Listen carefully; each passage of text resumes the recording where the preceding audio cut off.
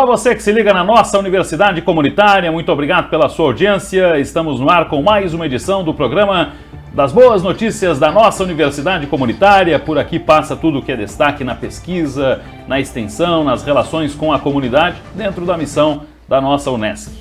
Este é um programa da Ecocria, Escola de Comunicação Criativa da Unesc, que convida você a conhecer nossos cursos de jornalismo, publicidade e propaganda, comunicação digital e conhecer o jeito Unesc de formar os profissionais do futuro na comunicação. Bem, o calendário aí está acusando o 20 de novembro, Dia da Consciência Negra. E nós não queremos aqui tratar da consciência negra como um tema de um dia só. Nós queremos aqui reforçar o nosso papel de defesa intransigente de uma visão igualitária de sociedade, em que não tenhamos que nos embasar por quaisquer interpretações relacionadas à raça, à cor de pele, e por aí vai, para credo, orientação, enfim, esses fatores todos que ainda são fatores de segregação nas sociedades, o que muito deve nos envergonhar.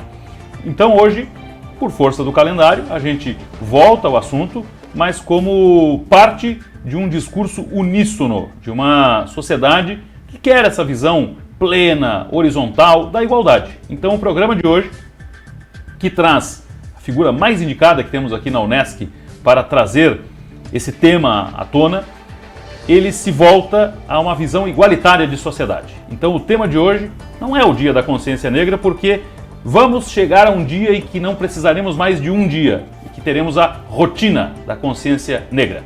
Nós queremos hoje falar de igualdade. Esse é o tema no âmbito da consciência negra, certo? Depois do recado da Ecocria, eu apresento a nossa convidada de hoje e vamos ao assunto. Fique conosco.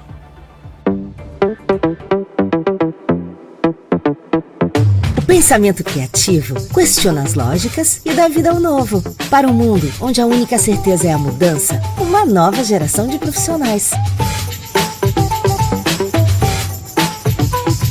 Chegou a Escola de Comunicação Criativa Unesc. Jornalismo, publicidade e propaganda e comunicação digital. Cursos semipresenciais com disciplinas online. Conquiste suas certificações ao longo do curso e monte seu portfólio. Foco na inovação e nas competências que o mercado precisa. Comunicação 360 graus para formar profissionais de alto nível. Escola de Comunicação Criativa Unesc. Um ponto de vista não precisa ser um ponto fixo.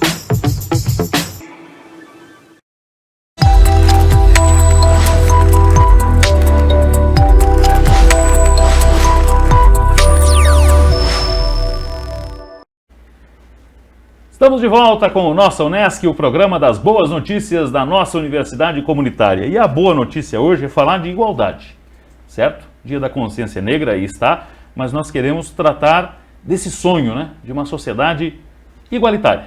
E para tanto, temos a satisfação de receber aqui a professora Normélia Lalau, que coordena o nosso NEAB, que é o Núcleo de Estudos Afro-Brasileiros e Indígenas, aqui na Unesc, com uma atuação já de há muito tempo nessa linha.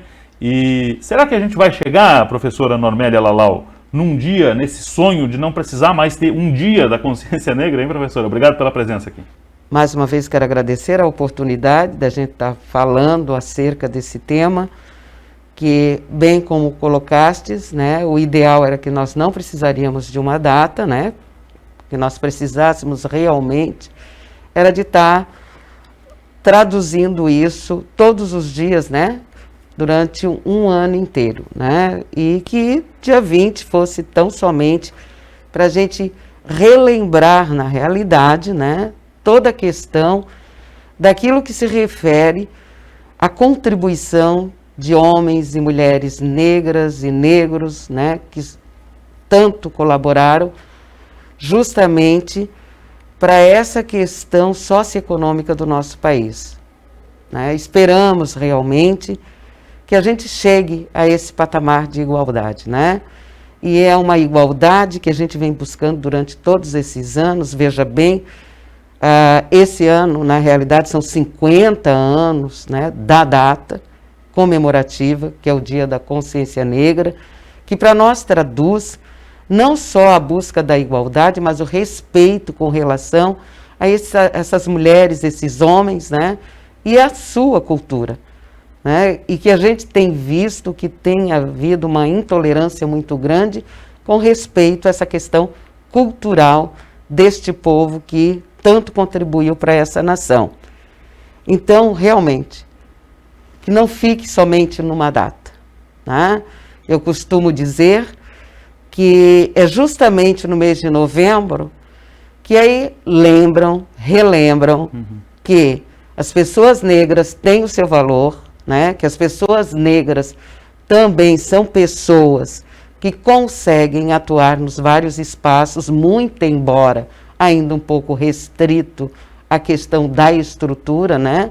E da questão, digamos assim, enquanto um racismo que é estrutural, que é justamente isso que não nos permite dizer que nós estamos em pé de igualdade, né? Então, realmente se espera que a coisa se modifique. E veja, são 50 anos e a gente ainda precisa estar trazendo à memória isso, né? Então, em 20 de novembro, lá na década de 70, mais precisamente em 1971, um grupo de jovens negros da Grande Porto Alegre, né? Justamente o grupo se chamava Palmares, se reúne e começa a discutir a possibilidade, né, de ter uma data que não fosse somente focar o 13 de maio, que o 13 de maio para nós bem pouco representa, né? Ao contrário, né? 13 de maio representa tudo o que devemos negar. Na verdade, o 13 de maio para nós, né, vamos dizer assim, entra como a data para denúncia ao racismo. Perfeito. Né? Por mais que no 13 de maio tenha havido um gesto histórico de libertação, entre aspas, Exato. Mas isso só ocorreu porque havia um cativeiro, né? Exato. E uma libertação que ela não foi completa, né? Perfeitamente. Eu gosto muito da frase do professor Marcos Caneta, que coloca sempre, né, de que o problema não foi o 13 de maio, o problema foi o 14 de maio que se estende até os dias de hoje. Perfeito. Né? Uma falsa liberdade, né? Então, serve para denúncia ao racismo. E o 20 de novembro, na realidade, é justamente em alusão à morte do Zumbi, né? Que foi um líder, né? Um líder que, na realidade, lutou, resistiu contra a questão da escravidão, certo? E aí, então, trouxeram essa data que hoje, na verdade, faz com que nós paramos para pensar, refletir e respeitarmos também toda essa questão cultural e a este povo, e que obriga, querendo ou não, as escolas, as universidades também estarem aí com o olhar voltado justamente ao ensino da África, né, ao ensino da cultura afro-brasileira e o respeito a essa total diversidade. A escola ainda tem poucos conteúdos nessa linha, professor? A escola brasileira em geral? As escolas brasileiras, de um modo geral, elas têm buscado de todas as formas, né, fazer cumprir também a Lei 10.639, que na realidade aí já completou 18 anos, já está fazendo, né, maioridade, mas ainda existe ainda muita resistência, né, mesmo porque as pessoas, né, eu sempre costumo dizer que existe uma grande preocupação em estar falando o contexto todo da história, aquela história que foi construída, né, e a gente sempre sabe que ela acabou sendo construída pelo dominador, né, então ele vai contar a história dele, e sem escutar, na verdade, aqueles que foram dominados, né, e por que foram, e de que forma foram. Então ainda existe muita dificuldade, porque, veja bem, para a gente que está na área da educação, para a gente que vem estudando a temática há anos, né, o que a gente observa? Nós ainda temos professores, né, que não acreditam nessa questão de um povo que foi escravizado, né? e que também não aceitam, vamos dizer assim, que este povo já tinha uma cultura, né, já tinha um processo evolutivo das suas práticas, e que justamente por eles terem uma riqueza de conhecimento, é que eles sofreram toda essa questão e a diáspora veio, né? Eles só foram resgatados e diasporicamente se espalharam pelo mundo porque eles tinham realmente conhecimento na parte tecnológica, na parte que envolve as ciências, mas o que acontece? Infelizmente, os currículos ainda não contemplam como deveriam, né? E, ao mesmo tempo, eu sempre costumo dizer que o ideal era se fazer uma reflexão, né? Porque eu me questiono. Muitos perguntam, por que estudar o ensino da África, né?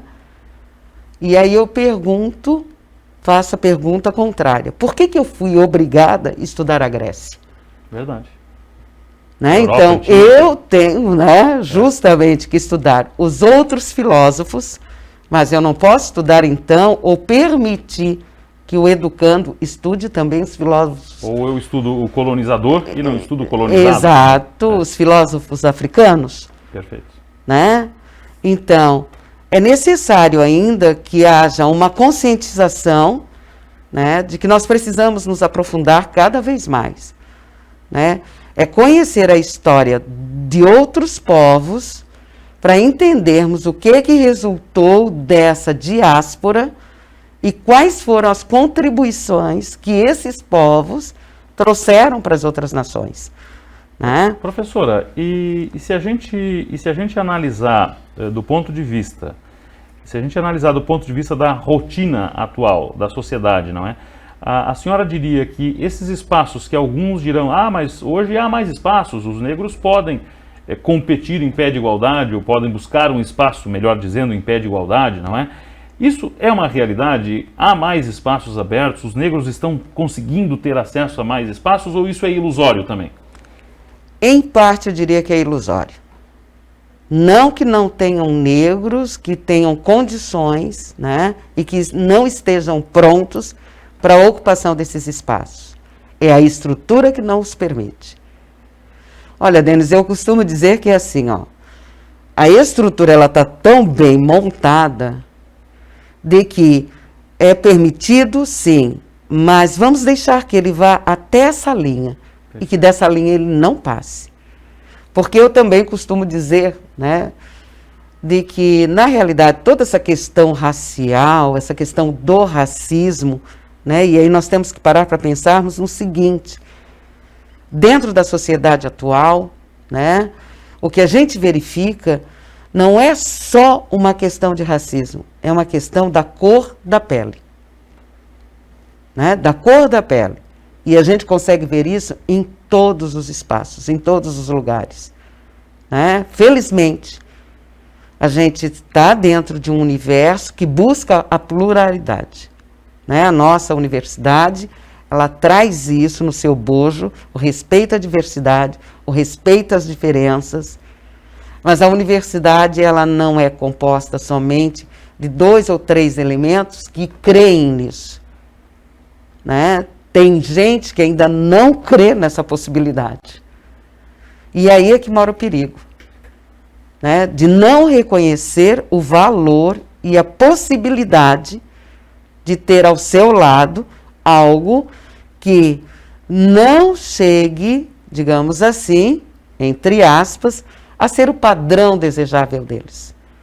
Né? Então, esses são os cuidados que nós precisamos ter.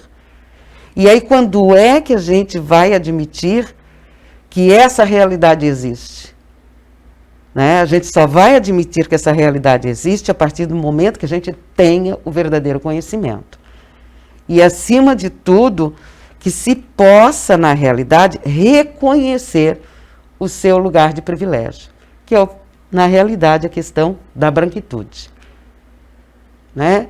Enquanto eu ocupo espaços privilegiados, né, e não consigo entender que, na realidade, eu preciso me pôr no lugar do outro, né, e pensar na possibilidade que o contrário também poderia acontecer, que não é o que acontece na nossa sociedade, né? Pensa, se nós somos um país cuja maioria é o elemento negro, por que nunca tivemos um presidente negro?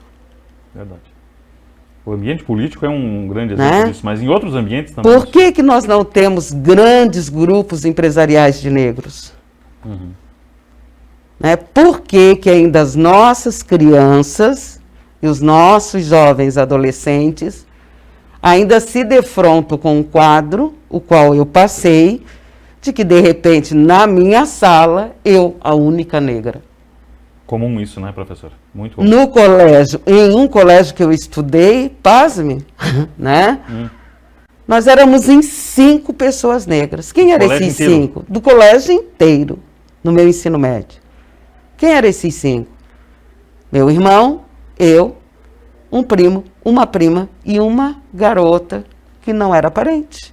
4 da mesma família? 4 da mesma família. Ou seja, 2 famílias conseguiam ter representação. Tá dando para entender? Né? E da onde é que vem isso? Isso é racismo estrutural, gente. Estrutural. Estrutural, não tem dúvida. É forte, né? E segue muito ainda. Forte, muito forte. E a gente vai continuar no assunto em instantes. Estou recebendo aqui a professora Normélia Lalau. O Dia da Consciência Negra aí está e nós queremos falar de igualdade, por isso a gente precisa levantar alertas sobre esses aspectos tão bem sublinhados pela professora Normélia, que segue conosco. Vamos agora à redação da Ecocria, nossa escola de comunicação criativa da Unesc. A Maga Estopassoli está conosco e traz informações sobre um investimento forte que a Unesc faz no esporte, seja por intermédio dos atletas que são parceiros, das equipes que são parceiras e das atividades esportivas. O esporte na Unesc é nosso destaque. Contigo aí, Maga. Denis, educação e esporte é uma fusão que produz resultados e transforma a vida das pessoas. A Unesc sempre esteve atenta a essas parcerias e sempre promoveu a integração das atividades. Os investimentos da universidade alcançam atualmente 5 equipes de diferentes modalidades, com 16 atletas bolsistas. Atualmente são parceiras da Unesc as equipes da Associação Desportiva de Handebol Criciúma, a Associação Criciúma de Handebol Feminino, a Sociedade Recreativa Mampituba, a Associação Team Everaldo e o Criciúma Esporte Clube com o futebol feminino. Já os 16 atletas bolsistas foram selecionados através do processo de seleção de atletas individuais e equipes de rendimento, conforme o edital número 437 de 2020 da reitoria. Para a diretora do Colégio Unesc, Gisele dos Passos Vieira, que tem entre seus estudantes atletas de voleibol, xadrez e atletismo, o esporte é uma atividade importante na vida dos estudantes, que propicia a eles uma vida mais saudável, tanto física quanto emocionalmente. Quer saber mais sobre essa iniciativa da Unesc e conhecer as conquistas de todos os atletas? Acesse noticias.unesc.net. Tá tudo lá, viu? Essas e outras notícias da nossa universidade. Agora eu volto com você aí no estúdio. Legal, legal. Obrigado, viu, Maga? Essa e outras notícias você encontra lá no unesc.net/agecom, que é o espaço onde publicamos as notícias que são geradas pelos nossos jornalistas aqui da Agência de Comunicação da Unesc. Vamos ao intervalo, converso mais com a professora Normélia Lalau na sequência e você continua conosco aqui no programa das Boas Notícias da nossa Universidade Comunitária. Já voltamos. Se a melhor forma de prever o futuro é criá-lo, a nossa universidade é o ambiente perfeito para isso. A universidade reúne múltiplos olhares, provoca novas experiências e nos prepara para agir em um mundo de rápidas transformações. Viva experiências práticas em projetos reais com metodologia envolvente, currículo dinâmico e formação flexível. A Unesc aproxima o melhor da tecnologia e do conhecimento para oferecer mais que um curso de graduação. Promove uma jornada com diferentes experiências, formando profissionais capazes de produzir impacto altamente positivo em nossas comunidades. Venha com a gente. Graduação Multi-Unesc. Cada dia, uma nova experiência.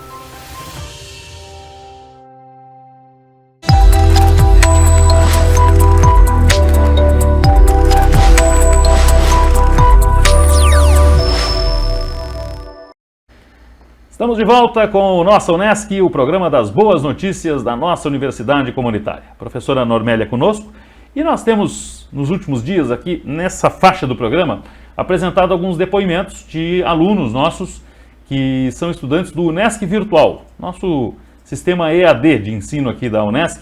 E o depoimento de hoje vem de um aluno negro, que é o Diego Caetano, que esteve conosco aqui gravando um depoimento. Ele é formado em História aqui na Unesc e está agora pelo Unesc Virtual cursando Serviço Social. E ele deixou o seguinte recado aqui pra gente. Diga lá, Diego.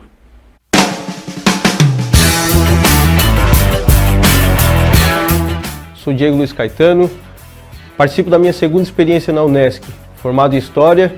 Agora estou cursando o curso de Serviço Social, o que me permite otimizar meu tempo e administrar os meus estudos e pesquisas. As tutorias são algo bastante importante que me impulsionam dentro dessa carreira e dentro da experiência única que é estar cursando o Serviço Social no Unesc Virtual.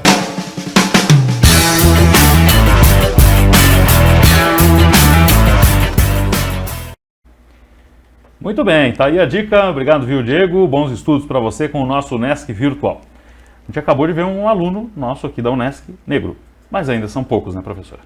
São. No contexto do ensino superior brasileiro, né?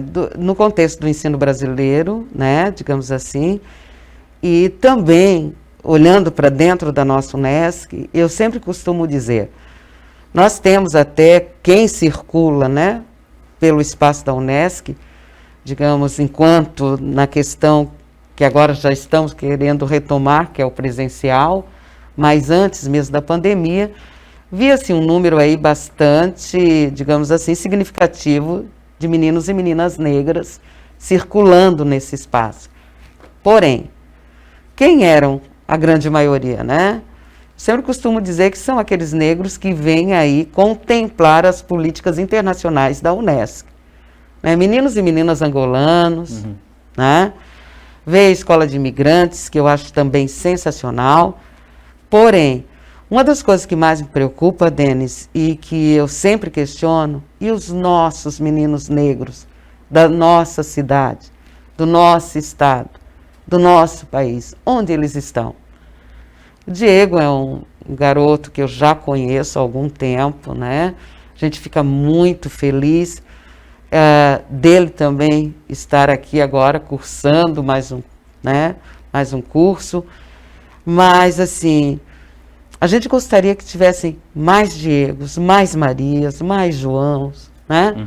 E que fossem nossos, porque a minha grande preocupação é com esses que aqui ainda não chegaram. Ô professora, uma curiosidade que eu sempre tenho e quando estou no assunto sempre questiono com quem converso. Onde é que estão os negros de Criciúma? Porque, vamos lá, a gente anda no centro, não os vê no número correspondente ao percentual da população negra. Perfeito, né? Quando a gente ainda para pensar que Criciúma é a terceira cidade em maior número da população negra, né? Em do Santa estado Catarina? de Santa Catarina, é de se perguntar mesmo. Mas assim, enquanto nós estivermos só caminhando no centro da cidade, ou em alguns bairros da nossa cidade, realmente poucos nós vamos ver. Mas vá até a região periférica. Onde é que eles estão? É lá que nós vamos encontrar, né? Por quê? Porque é justamente o reflexo de tudo aquilo que foi a questão da própria abolição, da própria colonização, né? Tem histórias de negros de Criciúma que muitos desconhecem, que eram proprietários de terras, justamente a começar ali, vamos pensar, né, pela parte central da cidade, a Praça do Congresso, né, eram de famílias negras. Né, Praça do Congresso. A Praça do Congresso, né? Então, assim, quando a gente vai para o contexto real, aí a gente consegue perceber o que fizeram, né, e o que ainda fazem, que não permitem o direito à cidade. Então, vê só, né? O IPTU mais elevado hoje de Criciúma é na área geográfica que originalmente pertencia a negros. Exato. Na gênese de Criciúma, então é isso. E se tu fores assim, é por isso que eu digo que se faz necessário que se estude mais, que se leia mais, que se busque mais, para entender todo o contexto institucional, né, e estrutural, né, que fez com que o povo negro deixasse o seu lugar de fato, aonde ele estava, e quais foram as questões, né? Porque muita gente até de repente não sabe. Morro Estevão, de quem era aquelas terras? Era de um negro escravo, que com a liberdade, o senhor dele cedeu toda aquela área de terra para ele. Agora eu pergunto. O Estevão, o próprio Estevão? O próprio Estevão. O Estevão que dá nome ao morro. Tanto que muitas vezes, quando se questionavam onde vai, vão no Morro do Estevão. E é interessante porque um dos senhores, eu digo senhores hoje, né? Que foi durante muitos anos, né? Enquanto eu era criança, leiteiro, entregava o leite na nossa casa, foi os pais deles que acolheram o Estevão na sua velhice. E foi algo que ele me relatou. A pessoa ainda está viva. Né? Então, assim, ó, tem muita coisa a se contar. Né? Tem muita coisa a se dizer.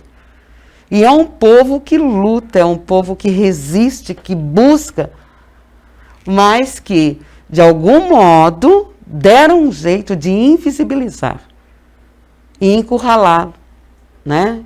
Foram encurralados. Então, assim, se tu andares em derredor, na região periférica, tu vais encontrar muitos negros, muitos. A nossa cidade, ela é uma cidade que ela cresceu muito no sentido da população negra, justamente no período, né, em que a oferta de emprego era muito grande, em virtude justamente da mineração. Né? Há de se dizer também que muitos negros morreram para que os mineradores enriquecessem. Verdade. Daí tu começa a perceber a estrutura. De exploração. De exploração. De exploração.